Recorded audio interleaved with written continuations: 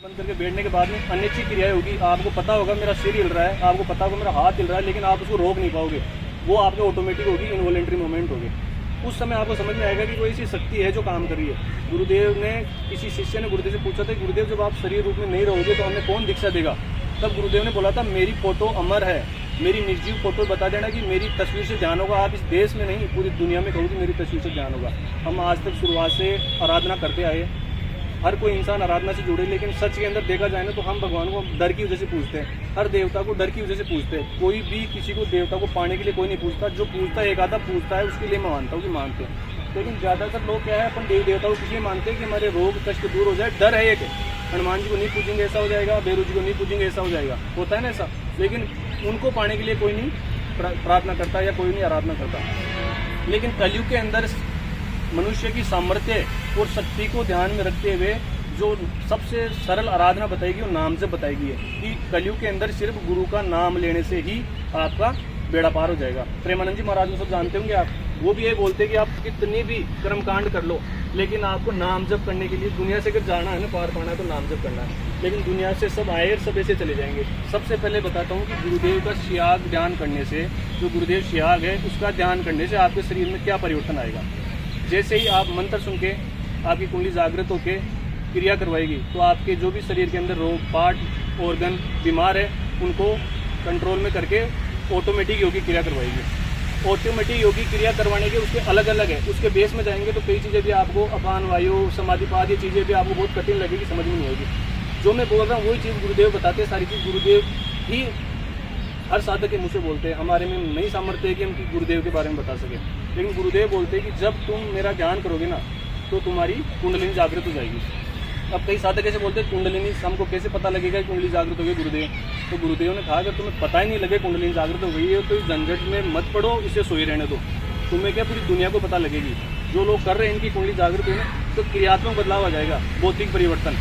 गुरुदेव जिस भौतिक परिवर्तन की बात करते हैं ना, उसके अंदर पतंजलि ऋषि ने कहा है कि भौतिक परिवर्तन 5 कारणों से आता है। जैसे अगर आप ये सीधी योग करोगे ना, अभी कुंडली जागृत होगी, अगर योग होगा ना वो 5 कारणों से होगा।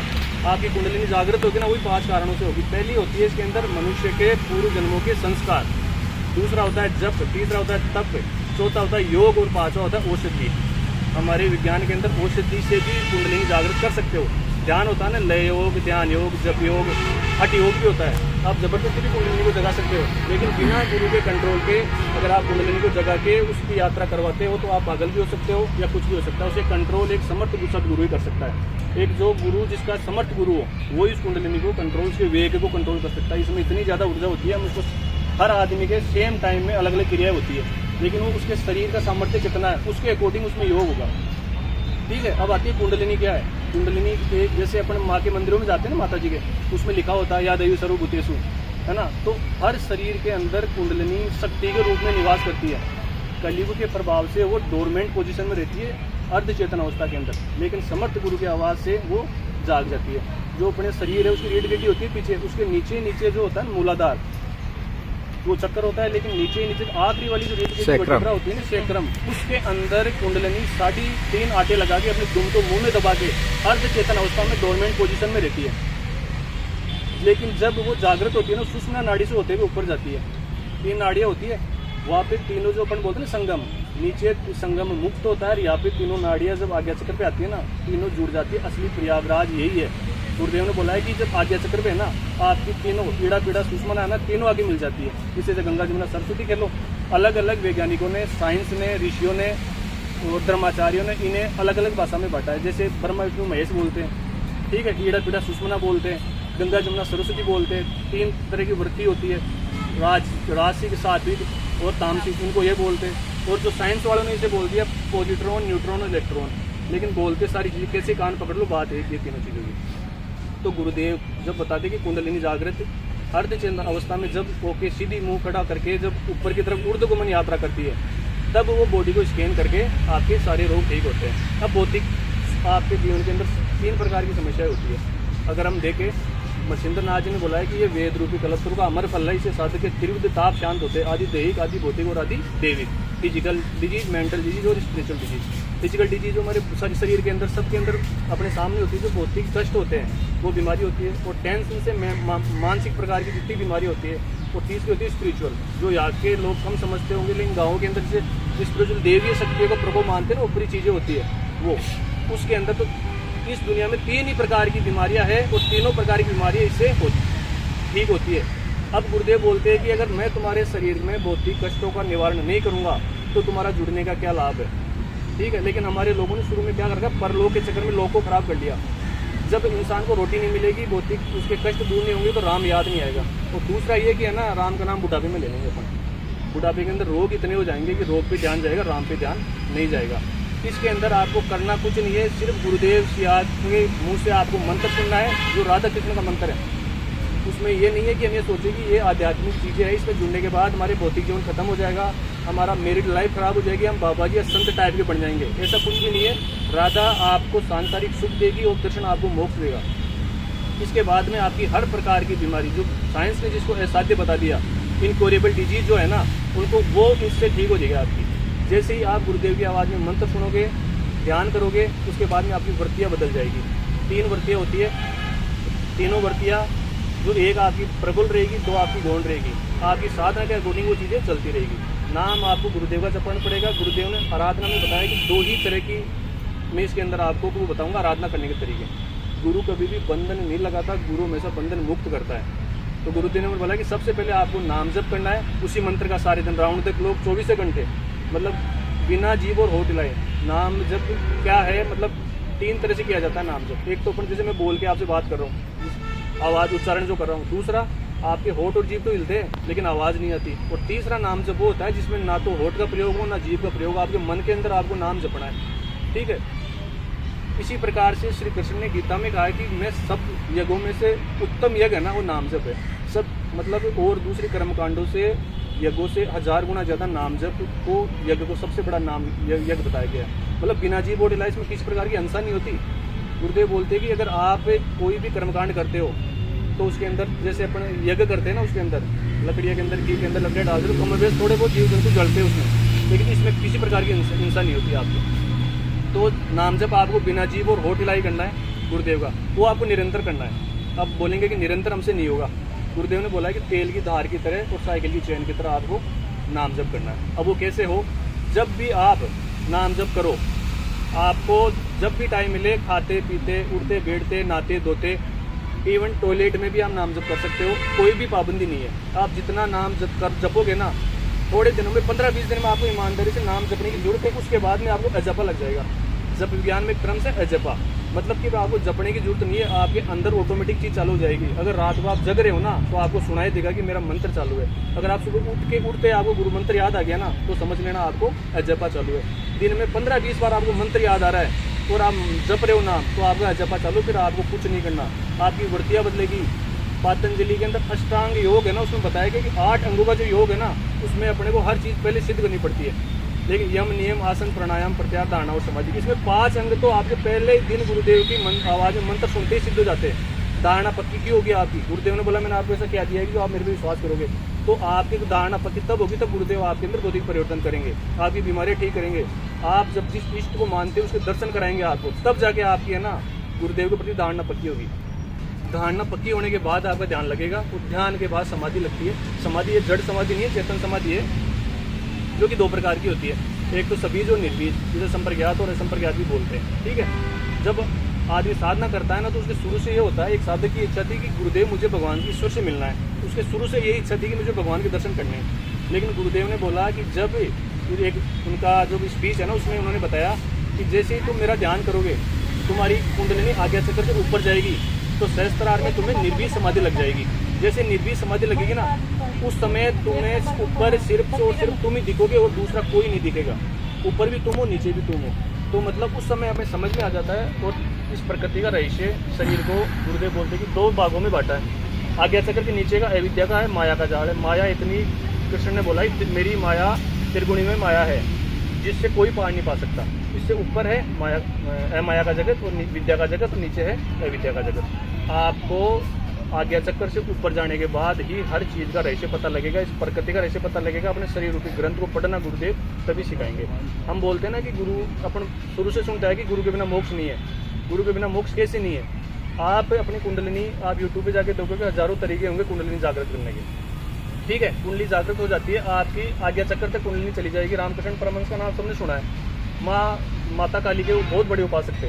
उनके सामने माता काली साक्षात मतलब नृत्य करती थी, जब वो भोग प्रसाद लगाते थे, खाती थी, इतना मानते थे। लेकिन उनकी यात्रा कहाँ तक चली? आज्ञा चक्र तक, उसके आगे उनकी यात्रा नहीं चली। फिर जो उनके गुरु थे हीरापुरी, जब वो आए और उनको बोला कि तेरे को है ना सबसे पहले क्या है, एक निष्ठ होना पड़ेगा, गुरु बनाना पड़ेगा। जब वो गुरु बनाए, गुरु के प्रति एकनिष्ठ हुए ना, तब जाके उनकी यात्रा आगे चली। कहने का मतलब ये है कि आज्ञा चक्र को सिर्फ गुरु ही खोल सकता है। बिना गुरु के आप आज्ञा चक्र तक चले जाओगे, आज्ञा चक्र तक आपको भौतिक सुख मिल जाएंगे। मैं ये भी नहीं बोल रहा नहीं मिले, गुरुदेव बोलते आज्ञा चक्र तक जितने भी चक्कर है ना, जो अपने बॉडी के अंदर 7 चक्कर होते हैं, है ना, मूलाधार ले लो, उसके बाद स्वादिष्टान ले लो, फिर तीसरा कौन सा होता है, मूलाधार हो गया, स्वादिष्टान हो गया, मणिपुर हो गया, फिर हृदय चक्र हो गया, विशुद्धि चक्र हो गया, आज्ञा चक्र और लास्ट ऊपर वाला सहस्त्रार। मतलब ऊपर शिव मान लो चाहे कृष्ण मान लो, वो जो शक्ति है ना, शिव को, शक्ति को शिव से मिलना ही मोक्ष होता है। तो वो अपनी यात्रा करती है सुषुम्ना नाड़ी से होते हुए, रीढ़ की हड्डी में होती है सुषुम्ना नाड़ी, उसमें से वो यात्रा करती है ना। तो गुरुदेव ने बोला है कि जब तुम मेरे प्रति पूर्ण निष्ठावान हो जाओगे, तब जाके तुम्हें अंदर के बारे में सारे रहस्य खुल जाएंगे। बिना गुरु के आप यहाँ तक पूछ जाओगे। ये हर चक्कर आपको अलग अलग शक्तियाँ, जैसे पातंजलि योग दर्शन के अंदर उन्होंने ना जो सूत्रों में बता रखा है कि इतनी प्रकार की सिद्धियाँ होती है, उन सिद्धियों को हम पढ़े ना तो हमें लगता है कि वो बहुत ही तिलिस्मी टाइप की सिद्धियाँ है, और ऐसा हकीकत में किसी को नहीं होती। लेकिन गुरु त्याग सिद्धियों के अंदर हर साधक को गुरुदेव बोलते लाखों मेरे साधकों को वो सिद्धियाँ हुई है जो पातंजलि ऋषि ने बोली है ना अपने उसमें समाधिपाद में, उसमें वो सारी सिद्धियों को करने वाले सभी साधकों को हुई है। तो आपको आज्ञा चक्कर के ऊपर जाने के लिए गुरुदेव का सहारा चाहिए, इसलिए हम गुरु बनाते हैं। गुरु रामलाल जी सिया का जो मंत्र है वो हम उनकी आवाज़ में सुनेंगे अभी, उसके बाद में 15 मिनट ध्यान करेंगे। करना कुछ नहीं होता, सुबह शाम खाली पेट अगर आप खाना खा के करोगे, इसके अंदर चाहे आदमी कितना ही मोटा हो पतला हो, इसके अंदर कई बार जब बंद लगता है ना उड़ियान बंद, तो अपनी नाभि खींच के रीढ़ की हड्डी के टच हो जाती है। ये सब ऑटोमेटिक होंगे। इसमें चक्कर खुलते 60 चक्कर वेदन होता है ना, वो सारा ऑटोमेटिक होगा, आपको कुछ नहीं करना। जालंधर बंद लगेगा, वो सब ऑटोमेटिक होगा। जब आप इन चक्करों के बारे में जानोगे, चक्कर खुलते हैं। हमारे पुराने ज़माने में शक्तिमान सीरियल आता था, किसी का देखा हुआ तो उसमें जो चक्कर है ना वो आपको बाकायदा महसूस होंगे सारे। आपको हर वो क्रिया होगी और अभिव्यक्ति अभिक्रिया जो आप देख नहीं सकते, बता नहीं सकते किसी को, इस प्रकार का आनंद आपको आएगा। लेकिन आनंद, आज हम किसी से पूछते हैं ना कि आप भाई साहब क्या हाल चाल है, बोले आनंद में। आनंद की परिभाषा नहीं जानते, वो कितना जानते, भौतिक सुख है वो आनंद नहीं है। क्योंकि हमारी इंद्रियों से जो प्राप्त होता है ना वो सिर्फ भौतिक सुख है। जैसे हमारे पास धन आ गया, दौलत आ गया, माँ बेटा बाप बंगलो जो कुछ भी आ गया, उनमें से एक ही चीज़ कम होती है ना तो हमारा सुख कम हो जाता है। लेकिन जो आनंद है ना कभी आपका कम नहीं होगा, अक्षय हमेशा बढ़ता रहेगा। इसलिए उसके बाद मैं आपको गुरुदेव की जो शॉर्ट के अंदर बता देता हूँ कि ध्यान की क्या क्रिया होती है। मंत्र को आपको 24 घंटे जपना है। महिलाएं औरतें महीने के 30 दिन इसको जप सकती है। आपको कहीं आना नहीं, कहीं जाना नहीं, कुछ छोड़ना नहीं, कुछ पकड़ना नहीं। आप जो कर रहे हो वो करते रहो। जो कुछ आपको खान पीन है, खाना है, खाते रहो। आपको कुछ नहीं छोड़ता। जो शराब पी रहा है, एक से 2 बोतल पियो, उसको शराब नहीं छोड़नी, ऑटोमेटिक छूट जाएगी। गुरुजी ने बोला है वो चीज़ें आपको छोड़ के चली जाएगी। लेकिन आप मंत्र जाप चालू रखो। हाँ, आवश्यकता होती है। जो अफीम खा रहा है अफीम खाते रहो, लेकिन मंत्र आप चालू रखोगे ना वो चीज़ें आपको ऑटोमेटिक छोड़ के चली जाएगी। आपको कुछ भी नहीं छोड़ना, ये गुरुदेव ने बोला है। मंत्र को आपको 24 घंटे जपना है। शुरुआत के 15-20 दिन अगर ईमानदारी से याद रखिए। जैसे महिलाएं है खाना बनाती है, सुबह शाम 2 घंटे लगते हैं, है ना। ये 2 घंटे मंत्र जाप करें दिन में। अगर इनको 20 बार गुरुजी का मंत्र याद आ रहा है तो इनके लिए काफ़ी है। अपन अपने ऑफिस में आते जाते 1-1.5 घंटा लगता है बाइक पे, अपन अगर उस समय मंत्र जाप करें, दिन में करें, तो हमारे 15-20 दिन में जपा लग जाएगा। फिर आपको याद रख के जपने की जरूरत नहीं पड़ेगी मंत्र को। गुरुदेव ने बोला आपको 24 घंटे मंत्र जपना है और उसके अलावा आपको मेरा ध्यान यहाँ पे करना है। जब आगे चक्कर है ना, ये सोचना है गुरुदेव आप ही विराजमान है और हमको बिना जीभ और होठ हिलाए ध्यान करना है। इसी को ध्यान बोलते हैं। इसी मंत्र का 15 मिनट सुबह खाली पेट और 15 मिनट बाद में खाली पेट। खाना खाने से पहले सुबह शाम 2 टाइम ध्यान करना आपको। जैसे खाना खाना नहीं भूलते उसी प्रकार से अगर हम ये ईमानदारी से रेगुलरली करेंगे डिसिप्लिन में, तो रिजल्ट 101% मिलेगा। अब साधक ये पूछते हैं कि हमको इसे करने का क्या फ़ायदा मिलेगा। हम हर आदमी आराधना से जुड़ा हुआ है, किसी न किसी को पूछ रहा है, कर रहा है, तो अपने को उनको क्या फ़ायदा मिला, पहली बात उनसे खुद से पूछना चाहिए, है ना। आज बीमारी है, ये कमलेश जी है, SMS की सीनियर स्टाफ है, इनको जुड़े 3 महीने हो गए। इनके थायराइड की बीमारी जो 3 महीने में ठीक हो गई। इन्होंने जांच कराई, दवाई फिर बंद कर दी। ये गोली को सुबह शाम लेते थे, डॉक्टर को दिखाते थे, जांच करवाते थे, सारे काम करते थे ना रेगुलरली। लेकिन अपन ध्यान के लिए बोलते ना तो उनको ऐसा लगता है कि हमसे रेगुलर नाम जप नहीं होता। मैं पूछ रहा हूँ गुरुदेव की कृपा से आप मांग क्या रहे हो उससे। एक बार गुरुदेव ये पूछे साधक से, कोई स्टूडेंट था, उसने पूछा गुरुदेव मेरा ध्यान नहीं लगता। गुरुदेव कुछ भी रोग हो, कोई भी समस्या हो, ये बोलते थे नाम जप करो, नाम जप करो। बोले मैं नाम जप करता हूँ लेकिन फिर भी मेरा ध्यान नहीं लगता। तो गुरुदेव ने बोला कि झूठ बोलता है तू, अगर तू सीरियसली नाम जप करे ना तो तेरा ध्यान रोड पे लग जाए। जयपुर में मेरे साथ वाले ऐसे साधक है जो जोटवाड़ा में अगर आंखें बंद होती है उनकी बाइक पे कईयों की, है ना, उनको चांदपुर तक पता नहीं रहता उनकी गाड़ी किस चल रही है। आप ऐसे ऐसे किस्से जो साथ वालों के इनके हुई है, जो अपने गुरुगण कर रहे हैं, उनकी अनुभूतियाँ सुनोगे तो आप ये सोचोगे ये चीज़ें है ना मतलब पॉसिबल नहीं है। जो आप बता रहे हो तिलिस्मी बातें हम नहीं मानेंगे, लेकिन जब आप करके देखोगे ना, गुरुदेव ने बोला है कि देखो कुंडलिनी जागृत के लिए कई गुरु 10 साल 20 साल लेते हैं कि 10 साल लगेंगे 20 साल लगेंगे, है ना, लेकिन 10 साल बाद शिष्य रहेगा या गुरु रहेगा इसको किसी को पता नहीं। गुरुदेव बोल रहे कि आज ही फैसला हो जाएगा, सीज फायर नहीं होगा, डिसीजन आज ही हो जाएगा। इसी 15 मिनट में आपकी कुंडलिनी जागृत हो जाएगी। मैं आपको दिलासा नहीं देता, अगर नहीं हो रही हो तो भैया दूसरा देख लेना। लेकिन पतंजलि ऋषि ने इस परिवर्तन के आने के 5 कारण बताए, कुंडलिनी जागृत होकर ध्यान लगने के 5 कारण बताए। पहले आपको भी बताया मैंने कि पूर्व जन्मों के संस्कार, अगर मान लो हमारे संस्कार ही नहीं है ना कि हम गुरुदेव से जुड़ेंगे, लेकिन फिर भी आज आप किसी के भाव पर हम आगे बैठ गए, हम ध्यान कर लिया, हमारा ध्यान नहीं लगा। दूसरी चीज़ क्या, जप तप योग, मतलब अगर गुरुदेव चाहते हैं कि हमारा समय पूरा नहीं हुआ लेकिन फिर भी हम गुरुदेव से पूर्ण प्रार्थना करें, 10-15 दिन सीरियसली इसको जपे, आपका लग क्या रहा है, पूर्णतः निःशुल्क योग, इसमें आपका कुछ नहीं लग रहा। आप जो कर रहे हो ना, आपको किसी चीज़ के लिए रोका नहीं टोका नहीं, आपको कहीं जाने के लिए किसी भी दिशा में आप बैठ सकते हो मुँह करके। कोई भी आपको आसन लगाने की जरूरत नहीं है कि इस दिशा में ही भगवान है या आपको आसन लगा के बैठना है, ऐसा कुछ भी नहीं है। किसी भी दिशा में जिसके बैठने की सामर्थ्य नहीं है वो लेट के ध्यान कर सकता है, जिसके कोई सी बीमारी हो वो लेट के भी ध्यान कर सकता है। लेकिन गुरुदेव ने यही बोला है कि मैंने तुम्हें आज तक जो भी दिया है, पहली बात तो गुरु कभी किसी को कुछ देता नहीं, आप जन्म से पूर्ण हो, आपके अंदर वो सब कुछ चीज़ें हैं जो मेरे अंदर। गुरुदेव ने बोला कि जो परिवर्तन मुझ में है ना मैं आपके अंदर वो ला सकता हूँ। जिस प्रकार से दिए के अंदर तेल और घी और बाती रहते हैं हर दिए के अंदर, लेकिन एक चेतन दिए के उसके होने से वो जल जाता है, उसी प्रकार से एक चेतन एनलाइटेड इंसान की वजह से अगर हमारे अंदर ये परिवर्तन आ रहे हैं, हमारे भौतिक सुख में इजाफा हो रहा है और भौतिक दुखों में कमी हो रही है। हम आज जुड़े कि सभी न किसी प्रकार की या तो बीमारी है या कोई मानसिक स्थिति से परेशान है, डिप्रेशन के अंदर परेशान है ना, किसी के किसी भी प्रकार का रोग है, किसी के फिजिकली कोई दिक्कत है, हमें चाहिए वो सुख। गुरुदेव ने बोला अगर मेरे प्रति आप विश्वास रखोगे, जैसा मेरे गुरु के प्रति मेरा विश्वास था वैसा ही आप मेरे प्रति अगर रखोगे तो आपके सारे दुख भौतिक कष्ट दूर होंगे। नाम जब से भौतिक कष्टों का अभाव होता है, नाम हमें जपना पड़ेगा। आप जो भी आराधना कर रहे हो उसके अंदर आपको रिजल्ट मिला या न मिला, लेकिन 101% है। आप ईमानदारी से एक मना अगर गुरुदेव का कर लोगे तो आपको खुद को शरीर के अंदर या तो पहले दिन से या आपको थोड़े दिनों में 10-20 दिन के अंदर आपको शरीर में परिवर्तन दिखने लग जाएगा। आपके अंदर क्रियात्मक बदलाव आ जाएगा। क्रियात्मक बदलाव का यही मतलब है जो काम आप आज कर रहे हो ना उसी काम को करने की तरीका बदल जाएगा, वो आपका क्रियात्मक बदलाव है। आपसे वो लोग दूर हो जाएंगे जो आपके लिए हमेशा खराब रहे, आपसे वो चीज़ें छूट जाएगी।